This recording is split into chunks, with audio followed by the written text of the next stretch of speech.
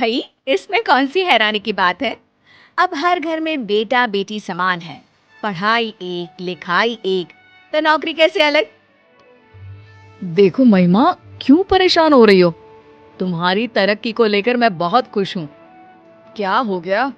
पैसा जो भी है एक ही घर में तो आना है, चाहे तुम्हारी सैलरी से आए या मेरी। क्यों? लेकिन ये अच्छा थोड़ी ना लगेगा।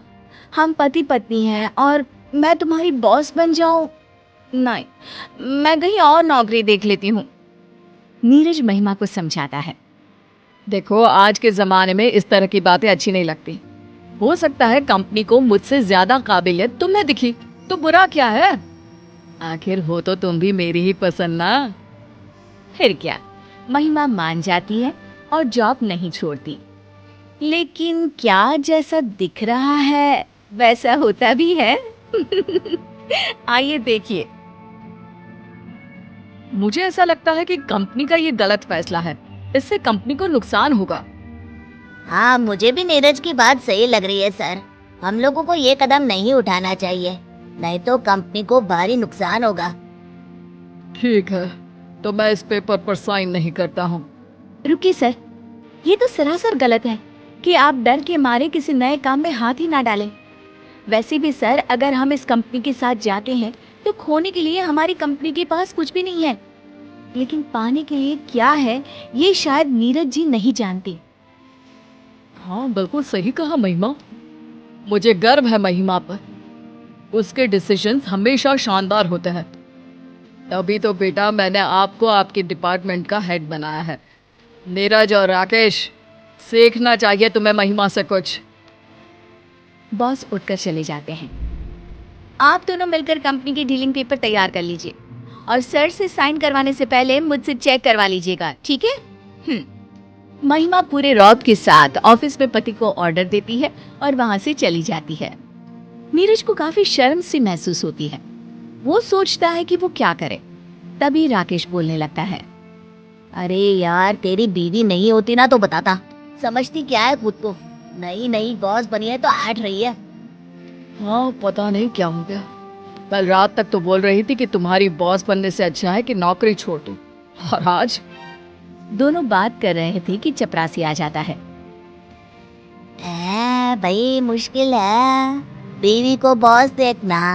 अरे औरत तो रात को घर में खाना बनाकर पति का इंतजार करती ही अच्छी लगती है। फिर क्या, घर पर भी गुलामी और ऑफिस में भी। राकेश और चपरासी तो चले जाते हैं। खड़ा रह जाता है तो नीरज। बात तो सच है। ये क्या बात हुई? आज ही महिमा से बात करनी होगी। शाम को दोनों घर जाते हैं। घर पर उन्हें दिखते हैं महिमा के माता पिता। अरे मम्मी पापा, आप दोनों कैसे आना हुआ? अरे हमने कहा बेटी और दामाद के घर जाकर रह ले थोड़ा। अब कोई ये तो कहने वाला नहीं होगा ना कि दामाद का खा रहे हैं। अरे हम तो शान से बोल सकते हैं कि हमारा दामाद भी हमारी बेटी का। गरिमा माँ को बीच में ही रोक देती है। माँ, मैं भले ही नीरज की सीनियर हूँ, लेकिन फैसला कंपनी में और घर में दोनों जगह ही नीरज का ही चलता है। नीरज महिमा की तरफ हैरानी से देखता है। उसे दिन की वो बात याद आती है, लेकिन क्या करे, सास ससुर जो सामने खड़े थे। अगली सुबह। अरे दामाद जी, जरा आप भी हाथ पांव चला लिया करो। बच्ची है, सुबह से लगी है, काम तो आपसे ज्यादा ही करती है, कमाती भी अच्छा है ना। माँ, मुझे काम करना नहीं आता और महिमा मुझे काम करने भी नहीं देती। भाई महिमा की माँ, सीखो महिमा से। पति कम कमाता है फिर भी काम करना नहीं देती। एक तुम हो, सारा दिन घर पर पड़ी रहती हो, लेकिन फिर भी मैं घर का सारा काम करता हूँ। दोनों मियाँ बीवी ऑफिस पहुंच जाते हैं। थोड़ी देर काम करने के बाद नीरज को महिमा कैबिन में बुलाती है। कैबिन में कोई नहीं होता। यस माय डार्लिंग, क्या बात है? मन नहीं लग रहा है क्या पति के बिना? महिमा को गुस्सा आ जाता है। वो एक फाइल उठाकर नीरज के सामने टेबल पर फेंक देती है। क्या है नीरज, हर वक्त मजाक अच्छा नहीं लगता। मैंने कल कहा था ना कि फाइल चेक करवा लेना। अब बताओ कौन लेगा जिम्मेदारी? कैसी बात कर रही हो? फाइल तो मैंने खुद तैयार की थी। और मेरी फाइल तुम देखो। देखो ये सही नहीं है, फाइल में कमी हो ही नहीं सकती। अच्छा, तो फिर गलती कैसे हो गई? माना मैं तुम्हारी वाइफ हूँ घर पर, लेकिन यहाँ नहीं। यहाँ हम काम करने आते हैं और हमारा मकसद सिर्फ कंपनी का फायदा है, समझे? अरे तो मैंने कब कंपनी का नुकसान कर दिया? मैं सिर्फ ये बोल रहा हूँ कि फाइल मैंने बनाई थी और मैंने। महिमा को लगता है कि नीरज के आत्मसम्मान को ठेस लग रही है। वो चुप हो जाती है। दोनों रात में घर आते हैं, जहाँ महिमा की माँ उसे चाय और पानी देती है। नीरज, ये लो चाय। तुम्हारी कहाँ है? वो उसी की है जो तुम्हारे हाथ में है। तुम्हारे लिए तो मैंने बनाई नहीं है, नहीं चाय। क्यों माँ? नीरज के लिए क्यों चाय नहीं है?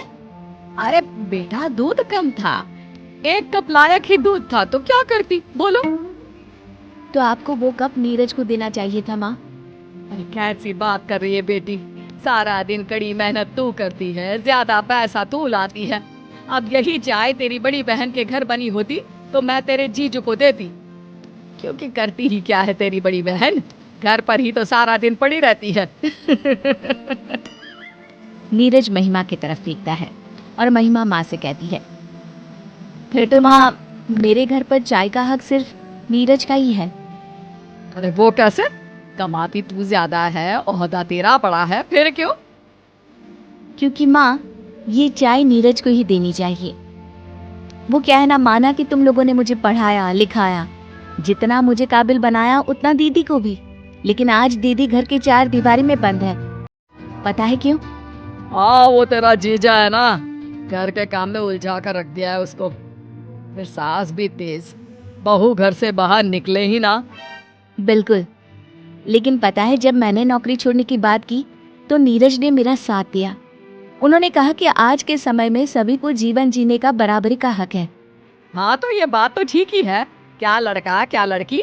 मेरी 2 लड़की हुई तो मुझे पहले तो दुख हुआ, लेकिन बेटा तुम्हारी तरक्की देखकर सीना गर्व से फूल जाता है। तो माँ, उसका कारण भी नीरज ही है ना।